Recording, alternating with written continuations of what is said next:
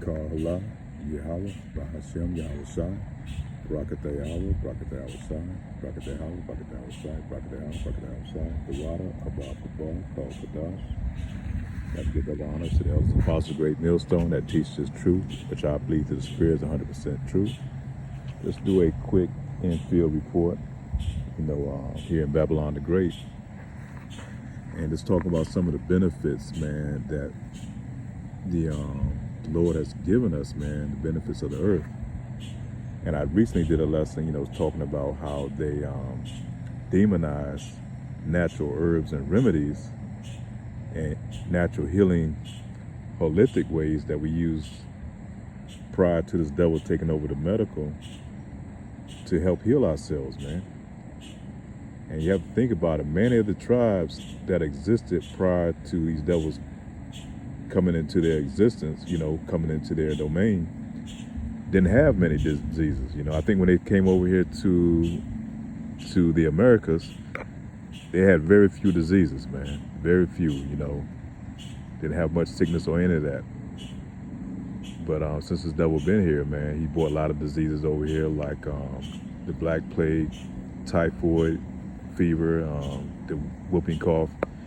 And that's a lot of the ways they use that as a instrument to help destroy our people. They gave the natives or the Dan and Reuben tribes, blankets that were infected with smallpox. That's the beginning phases of them using biological warfare. So you can imagine how they stepped it up now with all the technology and the inventions that they come up with now. They do a diligent search, man. So they're doing things in the lab that they're putting in the foods and into the medicines that can attack you from the inside, man. So it's definitely a serious war that we in, and Jake don't have a clue. And that's why we have to stay spiritually grounded, man, to our power. And when we're spiritually grounded, man, he, as I told you in that lesson prior to, he gave us the herbs of the earth to use for our benefit to help us heal ourselves, man. And the Lord is going to do a spiritual healing also, because he said for his elect, he's going to provide them ways that they're going to be able to step on serpents and, drink poison and not going to be affected, And we have to do our due diligence ourselves, We can't be foolish and go out here and take these things that this devil give us willingly and then expect the Lord to come and save us, The Lord has warned us about this devil and the things that he's going to do. But I don't want to get too far on that, but I just want to kind of dwell on some of the things that the Lord has given us, and to help heal these temples that we're in. And this right here is called, I think they call it Spanish moss, and mainly down in the south, you see it growing on a lot of the trees, and it's like all over the place. And, we look at it as, a lot of people look at it as a hindrance, it's hurting their trees, but it's really beautiful, man, when you look at it, man. See how it's floating on those trees, those cypress trees out there in the river, man. It's very beautiful, man. It catches the wind. But if you get a chance to look it up and you Google it, Spanish moss has a lot of benefits, man. And a lot of the northern tribes knew this, and they used it because it has a lot of benefits, man, for healing. It's antibacterial, for one. And I was reading that they use it to pack a lot of the wounds, like if you have a wound and you need packing to put in it, and it absorbs a lot of the blood and stuff. And not only did it do that, but it prevented from catching stuff like gangrene and a lot of infections to keep from setting into the wound. And it's called Spanish moss, and it's very abundant down here in the south. As you can see, it's all over the place, man. It's beautiful, though. It's beautiful, man. It just kind of covers the trees, man. It's like a garment on the trees, And this has its benefits, man. A lot of benefits, a lot of that we don't know about, because a lot of these things you're not going to be able to Google it, because they don't want you to know these things, because they have a smear campaign against holistic healing, man.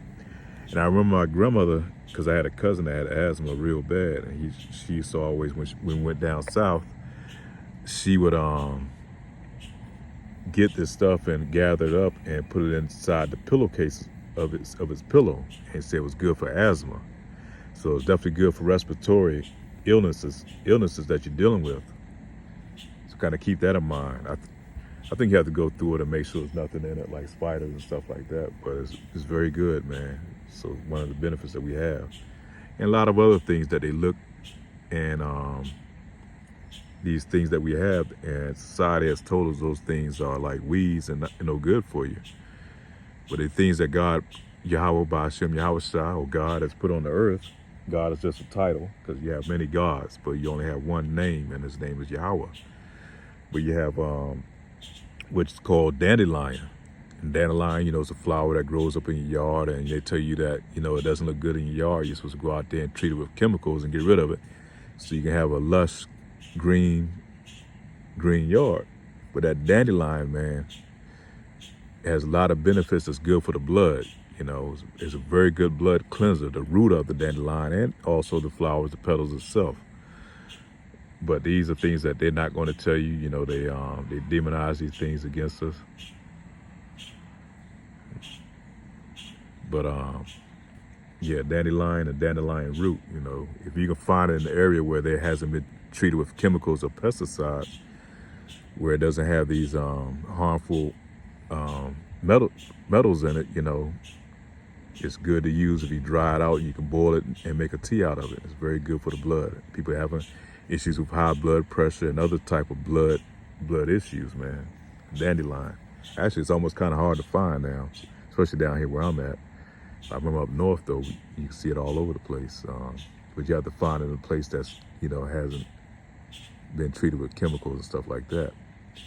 And another one that's real good for respiratory illnesses is it's a plant called mullein. I hadn't seen it in a while, but I remember when I stayed further up north, I would see it oftentimes in the in ditches and wet areas like that.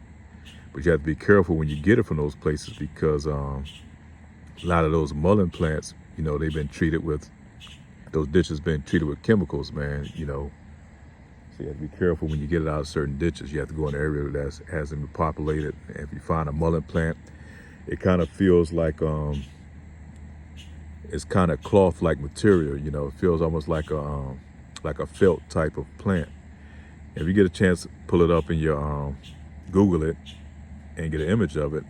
And very